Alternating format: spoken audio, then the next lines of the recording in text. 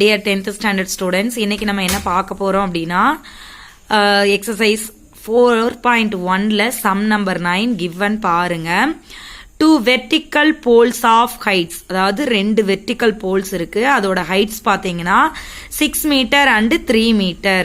6 மீட்டரும் 3 மீட்டரும் என்ன பண்றாங்க அப்படின்னா horizontal groundல மேல நட்டு வச்சிருக்காங்க. சரிங்களா?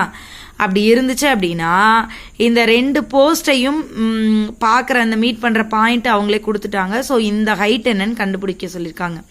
மறுபடியும் சொல்கிறேன், ரெண்டு போஸ்ட் இருக்கு. ரெண்டு போஸ்டோட இந்த மாதிரி அதோட ஆங்கிள்ஸை வந்து ஜாயின் பண்ணால் இந்த மாதிரி ஒரு பாயிண்ட்ல கட் ஆகுது.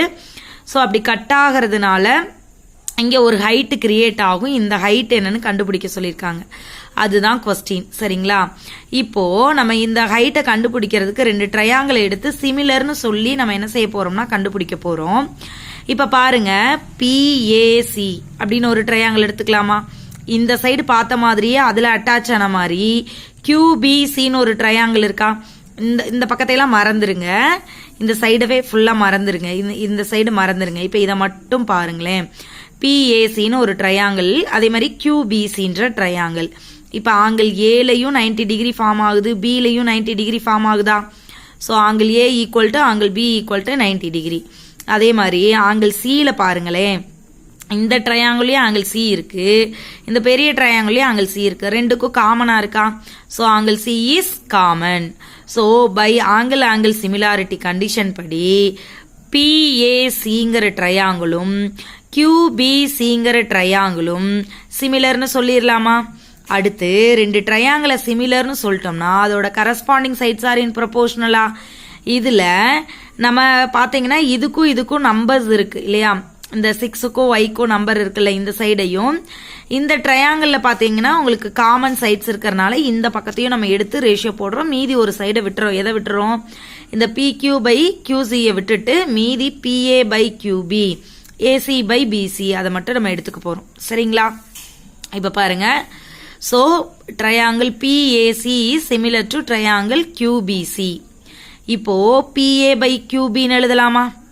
AC by BC ன்னு எழுதலாமா?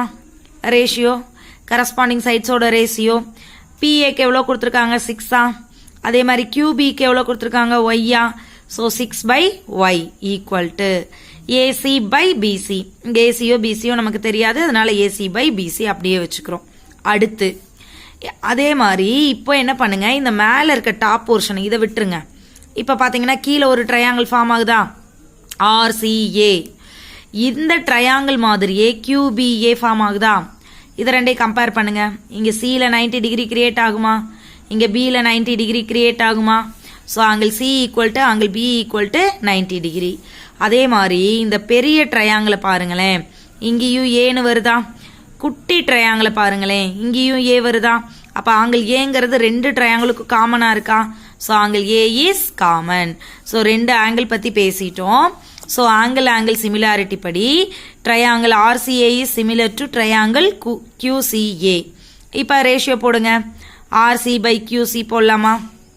அதே மாதிரி RC by QB, right? So QBA RC by QB. Next AC by AB போடலாமா? இது நீங்க இதுல இருந்து எடுத்துக்கலாம். RC by QB, அடுத்து AC by BA. சரிங்களா? இப்ப RCக்கு எவ்வளவு கொடுத்திருக்காங்க? 3 கொடுத்திருக்காங்களா? QBக்கு எவ்வளவு கொடுத்திருக்காங்க? Y கொடுத்திருக்காங்களா? So 3 by Y is equal to AC by BA. இப்ப பாருங்களேன், ஈக்குவேஷன் 1லயும் AC by BC இருக்கு, இங்கேயும் AC by BA இருக்கு. ஸோ இங்க இருக்கிற நியூமரேட்டர் பாத்தீங்கன்னா ரெண்டு பக்கமே சேமா இருக்கா? ஸோ அதனால என்ன பண்றோம்னா இதுக்கு முதல்ல ரெசிப்ரோகல் எடுத்து ரெண்டையே ஆட் பண்ண போறோம். சரிங்களா? 1ல 2ல இருந்தோம் 1க்கும் ரெசிப்ரோகல் எடுக்கிறோம், 2க்கும் ரெசிப்ரோகல் எடுக்கிறோம். எடுத்தா என்ன ஆகும்? Y by 6 equal to BC by ACன்னு கிடைக்குமா? அதே மாதிரி இங்க y by 3 equal to BA by ACன்னு கிடைக்குமா? இது எதுக்காக ரெசிப்ரோகல் எடுத்திருக்கோம்னா டினாமினேட்டர் சேமா இருந்தா நமக்கு ஆட் பண்ண ஈஸியா ஆன்சர் கிடைச்சிரும். அந்த ஒரு ரீசனுக்காக. அப்பையும் எதுக்காக ஆட் பண்றோம் அப்படின்னா இங்க பாருங்க BC இருக்கு, இங்க BA இருக்கு. அந்த லென்த் பாருங்களேன், BA BCன்னா அதோட லென்த் ACயா?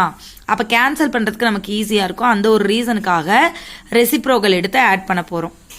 ஸோ y/6, அதாவது 6/y இருந்ததா y/6. இந்த பக்கம் ரெசிப்ரோக்கல் எடுத்தா அந்த பக்கமும் ரெசிப்ரோக்கல் எடுக்கணும். ஸோ AC/BC இருந்தது BC/AC. நெக்ஸ்ட் 3/y, அது y/3. அதே மாதிரி AC/BA, BA/AC. இப்போ ரெசிப்ரோக்கல் எடுத்துட்டோமா, ரெண்டையும் ஆட் பண்ணலாமா? ஆட் பண்ணீங்கன்னா y/6 plus y/3 equal to BC plus BA/AC கிடைச்சிருச்சா? அதே மாதிரி இங்கே டினாமினேட்டர் சேமா இல்லையா? கிராஸ் மல்டிப்ளை பண்ணலாமா? 3 into y plus 6 into y. 3y plus 6y/18 is equal to BC plus BA. அதான் சொன்னேன் இல்லையா, BC plus BA னா AC. So AC/AC. இப்போ கேன்சல் பண்ணிட்டோமா?